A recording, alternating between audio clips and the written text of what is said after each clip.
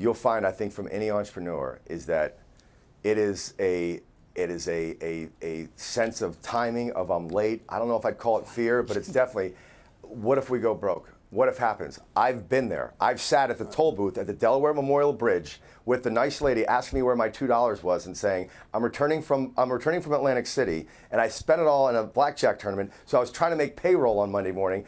I don't have the $2.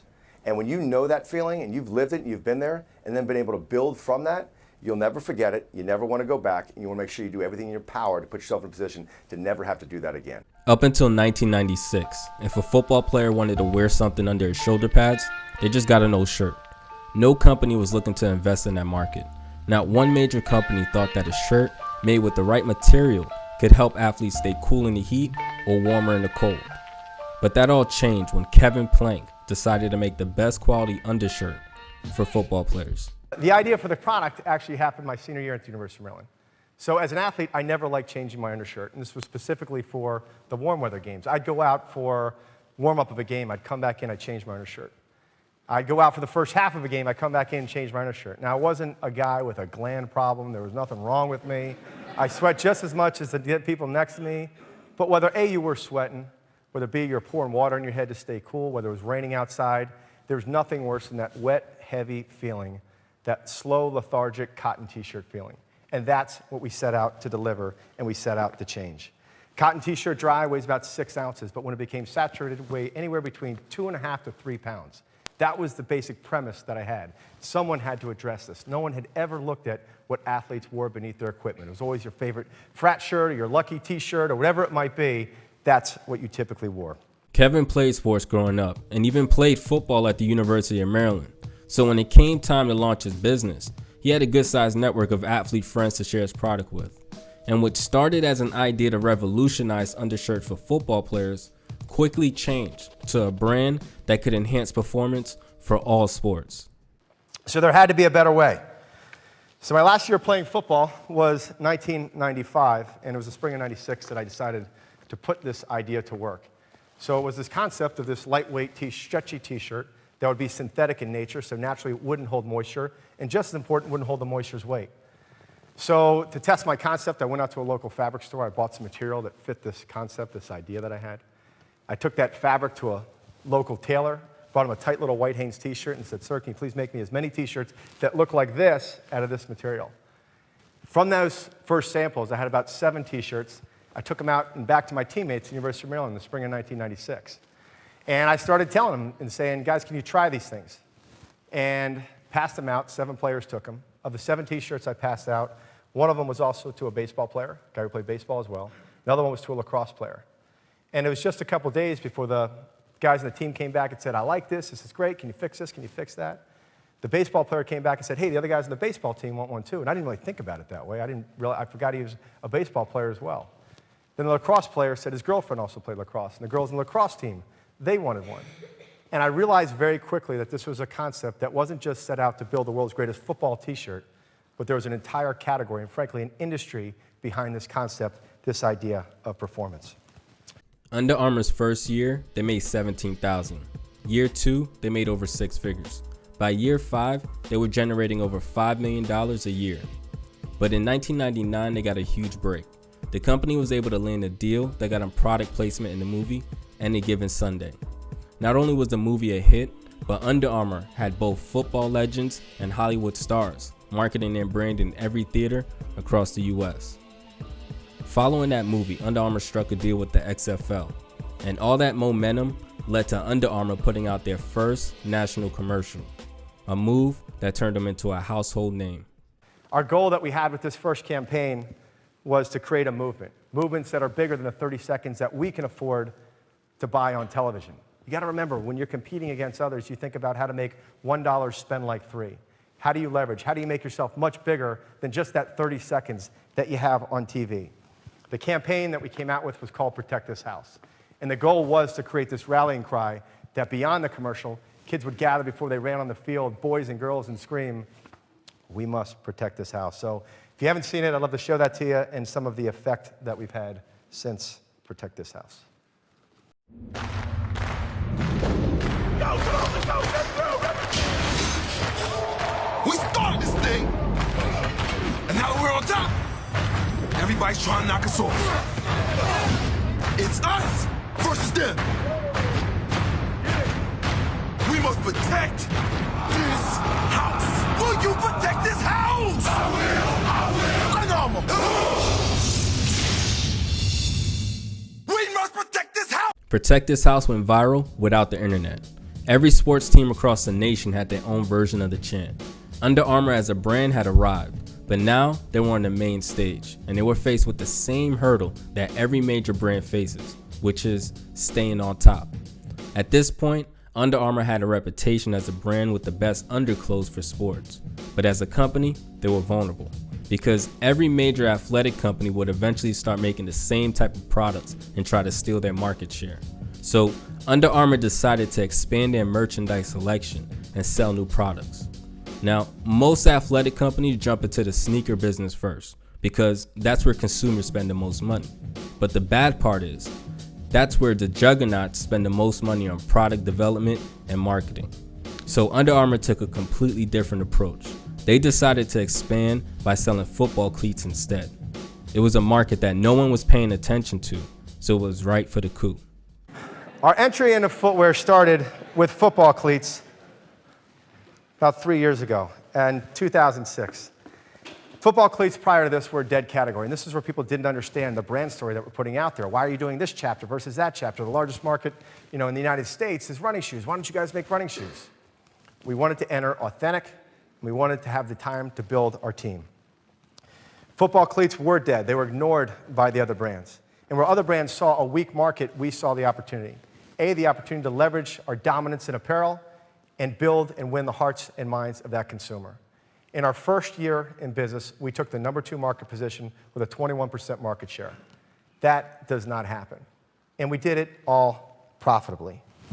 Under Armour continued to grow at a massive rate, and a big part of it was how the company was being run. Over the last decade or so, there's been a big shift in corporate leadership culture. A lot of companies have been trying to implement an agile methodology. Now, Under Armour is a great example of that mindset because their style has allowed them to adapt to what the consumer is looking for and transform into a company that can create the best solution. All leaders have a herd, overpromise and deliver, dictate the tempo, walk with a purpose. Everything is sort of this forward-moving, offensive mentality that we have as a company, is that we're taking next. It says things like philosophies of how we run a meeting. First I always start with, this is what I heard, this is what I think, and here's what we're going to do. A play is called, and we execute. And that's how your team must work. Everyone must buy into that, and you have to make sure, most importantly, as a leader, that you listen. It's not just how Plank runs his meetings, but for him, it's about setting a tone from the top down and making sure that the brand is never compromised. I always say when we do product reviews and things is that everything must be considered. We had this scenario that we have this running top, and it used to drive me crazy because when someone walks in a room and you see these zippers and these quarter-zip jackets, and someone walk in the room, they got the quarter-zip down sitting around here. And the thing with one of our zippers is the zipper would just it would lock and it would sort of flake, and it would be right here pointing at you. So you'd walk in a meeting and somebody's sitting there talking and they've got their zipper staring at you, kind of looking like this one-eyed monster. And it would drive me crazy, and so I'd always, flick somebody down. So I go to our product team, I'd say, could you do me a favor, and can we take that ability out and just have the thing hang loose so it doesn't stick in your eye? And they said, well, actually, the reason we do it is because it's a running top, and runners don't like the thing flopping all around. And so I said, all right, well, I guess that makes good sense. And the reason that you let it out is because, or let them off, is because it was considered, it was thought of. But then it moves from, can we avoid having that? And so we'll just let it be loose here, but it'll have a clasp. So if you're a runner, it'll lock. If not, it'll just hang loosely. And there's this compromise where I want people to know, and in part is that I care about that issue, but in part too, I want to set a tone in the company that people know, my God, he's going to give us a hard time about the stinking zippers again. And the answer is, you're darn right I am. It's because somebody should be thinking about it. Not only the zipper, the position, where it sits, where it looks, the sound that it makes when it goes up and down. Is it an Under Armour sound? It's like, what's an Under Armour sound? We should figure it out, shouldn't we? So I can tell you is that kind of consistency is what builds brand. That's what makes companies happen. In the tech world, it's clear that data is a key piece to running a successful business moving forward. And companies that are able to utilize that data the best will win. And this is a big reason why you see a company like Under Armour evolve from a t-shirt company to a full-fledged apparel company to now leading the way in big data and health. As we looked at our digital strategy, I think every company is going through this right now, trying to define themselves for their consumer, for their market. Are you either A, a legacy company, are you old and established, or B, are you the digital company? We call it a math house. I believe the companies that will make it are the companies that are somehow using and found a way to curate and find data and use it to their advantage to help them with the decisions that they're making. Like, our belief is that data is effectively the new oil. You think it's a coincidence that Google is the company that you probably would bet on to win, or Amazon, when they credit 40% of their revenue to what they call their purchasing history, is that they know that you bought a tube of toothpaste 7 weeks ago, it takes 8 weeks to go through a tube of toothpaste, and they send you an email and says, you'd like us to send you a new tube of toothpaste. It's not meant to be invasive, but it's meant to be problem solving, because you don't want to think, you just want to click yes, of course send me a new tube of toothpaste. The ability for companies to have that, I think the companies that will win are the companies that are using math as the thing which is informing the decisions that they make. Humans will always make the decision, but it's important that we have the best information possible to do that. After 20 years, Under Armour is one of the biggest brands in the world. But what's even more amazing is how they did it. While most companies are trying to convince the market, Under Armour is adapting to it. Like, what I find for any great company is the ability to be experts at terrain. So one of our directors is this guy named Admiral Eric Olson, and he's the first 4-star Admiral Navy SEAL in the United States Navy. And Admiral Olson, he's like a very soft-spoken, very deliberate man. And when I ask him questions about things, and I remember I was asking this question, I was like, he never really gives you a direct answer. He always says things like, I was asking Admiral, do you think we should go for it? Do you think we should do this or not? And he answers with no one's ever won a horse race by yelling, whoa. I'm kind of like, got it. So map versus terrain is like, I was like, Admiral, I'm trying to decide, do we go left, do we go right, do we go up or down, or this? And again, good directors never give you opinions. Good directors give you perspective. So his perspective to me was a story. He just used to say, in the SEALs, my men would come to me and ask me very similar questions. And my answer to them was always pretty consistent. He said, men, you'll find times that when you're going to be out there, that the map and the terrain will differ. And when they do, I suggest you go with the terrain.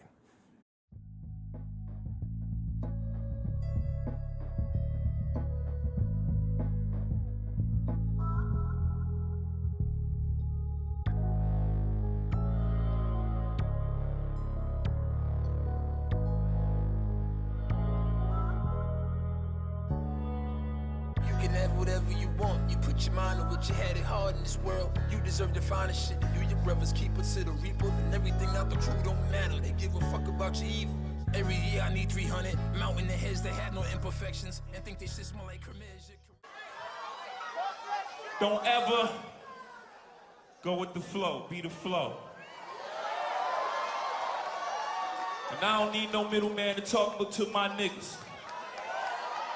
I understand if you don't understand, I figure I'm Jigger. That's where we differ. I take what's mine, you accept what they give you, I get you. I don't take no checks, I take my respect. Pharrell even told me go with the safest bet. Jimmy Iovine offered a safety net. Google dangle round a crazy check. I feel like YouTube is the biggest culprit. The niggas pay you a tenth of what you're supposed to get. You know niggas die for equal pay, right? You know when I work, I ain't your slave, right? You know I ain't shucking and jiving and high-fiving. You know this ain't back in the days, right?